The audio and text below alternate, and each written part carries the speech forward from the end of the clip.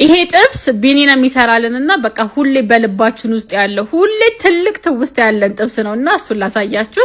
ስጋውን ከከተፈና ከለያየ በኋላ አጥንትም ያደርግበታል። አጥንቱንም ለይቶ ያወጣል። ከዛ ቤት ውስጥ ያለው ቅመማ ቅመም በአጠቃላይ ምንም የሚቀቀመም የለም። ሁሉም ቅመሞች ይጨመራሉ።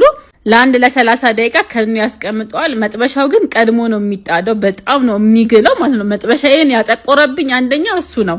እና ቤቱ ሁላ ነው በቃ የሚጨሰው ማለት ነው። እኔ እንደውም እየፈራውኝ ያረ ይሄ ነገር እላለሁ። እሱ ግን ምንም ችግር የለበትም። በቃ በደንብ ነው መጥበሻውን የሚያግለው። ከዛ በኋላ መጀመሪያ ላይ አጥንቶቹን ነው የሚጠብሳቸው። አጥንቶቹን አንድ ባንድ እያደረገ እነሱን ጎልደን ከለር እስኪይዙ ድረስ በደንብ አድርጎ ይጠብሳቸዋል። ከዛ በኋላ ስጋውን ይጨምራል። ውሃ አይተፋም። በጣም ዘይቱ ስለጋለ ውሃ አይተፋምና በቃ በዛው በደረቁ ነው የሚጠብሰው። በጣም ነው የሚጣፍጠው። የእውነቴን ነው። እንደዚህ አይነት ጥብስ የትም በልታችሁ አታውቁም። በቃ በጣም ነው የምትወዱ። ከዛ ነጭ ሽንኩርት ይጨመርበታል፣ ማጂ ይጨመርበታል፣ ከዛ ሽንኩርት ይጨመርበታል። እሱ ቲማቲም አያደርግበትም። እኔ ቲማቲም ስለምወድ ግን ትንሽ ቲማቲም ጨምሬበታለሁ። አንድ ሁለት ፍሬ የምትሆን ቲማቲም ያደረኩበት። እሱን አብራችሁ ጠበስ ካደረጋችሁት በኋላ ታወጡታላችሁ። እንዴት እንደሚጣፍጥ በቃ እጅ የሚያስቆረጥም የሚገርም ጥብስ ነው የሚሆነው። ሞክሩት፣ ትወዱታላችሁ።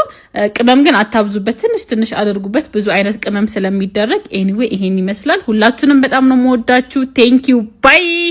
ይሄ ጥብስ ቢኒና የሚሰራልንና በቃ ሁሌ በልባችን ውስጥ ያለው ሁሌ ትልቅ ትውስት ያለን ጥብስ ነውና እሱን ላሳያችሁ። ስጋውን ከከተፈና ከለያየ በኋላ አጥንትም ያደርግበታል። አጥንቱንም ለይቶ ያወጣል። ከዛ ቤት ውስጥ ያለው ቅመማ ቅመም በአጠቃላይ ምንም የሚቀቀመም የለም። ሁሉም ቅመሞች ይጨመራሉ። ለአንድ ለ30 ደቂቃ ከኑ ያስቀምጣል። መጥበሻው ግን ቀድሞ ነው የሚጣደው። በጣም ነው የሚግለው ማለት ነው። መጥበሻዬን ያጠቆረብኝ አንደኛው እሱ ነው። እና ቤቱ ሁላ ነው በቃ የሚጨሰው ማለት ነው። እኔ እንደውም እየፈራውኝ ያረ ይሄ ነገር እላለሁ። እሱ ግን ምንም ችግር የለበትም። በቃ በደንብ ነው መጥበሻውን የሚያግለው። ከዛ በኋላ መጀመሪያ ላይ አጥንቶቹን ነው የሚጠብሳቸው። አጥንቶቹን አንድ ባንድ እያደረገ እነሱን ጎልደን ከለር እስኪይዙ ድረስ በደንብ አድርጎ ይጠብሳቸዋል። ከዛ በኋላ ስጋውን ይጨምራል። ውሃ አይተፋም። በጣም ዘይቱ ስለጋለ ውሃ አይተፋምና በቃ በዛው በደረቁ ነው የሚጠብሰው። በጣም ነው የሚጣፍጠው። የእውነቴን ነው። እንደዚህ አይነት ጥብስ የትም በልታችሁ አታውቁም። በቃ በጣም ነው የምትወዱ። ከዛ ነጭ ሽንኩርት ይጨመርበታል፣ ማጂ ይጨመርበታል፣ ከዛ ሽንኩርት ይጨመርበታል። እሱ ቲማቲም አያደርግበትም። እኔ ቲማቲም ስለምወድ ግን ትንሽ ቲማቲም ጨምሬበታለሁ። አንድ ሁለት ፍሬ የምትሆን ቲማቲም ያደረኩበት። እሱን አብራችሁ ጠበስ ካደረጋችሁት በኋላ ታወጡታላችሁ። እንዴት እንደሚጣፍጥ በቃ እጅ የሚያስቆረጥም የሚገርም ጥብስ ነው የሚሆነው። ሞክሩት፣ ትወዱታላችሁ። ቅመም ግን አታብዙበት፣ ትንሽ አድርጉበት። ብዙ አይነት ቅመም ስለሚደረግ ኤኒዌይ ይሄን ይመስላል። ሁላችሁንም በጣም ነው የምወዳችሁ። ቴንኪው ባይ። ይሄ ጥብስ ቢኒና የሚሰራልንና በቃ ሁሌ በልባችን ውስጥ ያለው ሁሌ ትልቅ ትውስት ያለን ጥብስ ነውና እሱን ላሳያችሁ። ስጋውን ከከተፈና ከለያየ በኋላ አጥንትም ያደርግበታል። አጥንቱንም ለይቶ ያወጣል። ከዛ ቤት ውስጥ ያለው ቅመማ ቅመም በአጠቃላይ ምንም የሚቀቀመም የለም። ሁሉም ቅመሞች ይጨመራሉ። ለአንድ ለ30 ደቂቃ ከኑ ያስቀምጣል። መጥበሻው ግን ቀድሞ ነው የሚጣደው። በጣም ነው የሚግለው ማለት ነው። መጥበሻዬን ያጠቆረብኝ አንደኛው እሱ ነው። እና ቤቱ ሁላ ነው በቃ የሚጨሰው ማለት ነው። እኔ እንደውም እየፈራውኝ ያረ ይሄ ነገር እላለሁ። እሱ ግን ምንም ችግር የለበትም። በቃ በደንብ ነው መጥበሻውን የሚያግለው።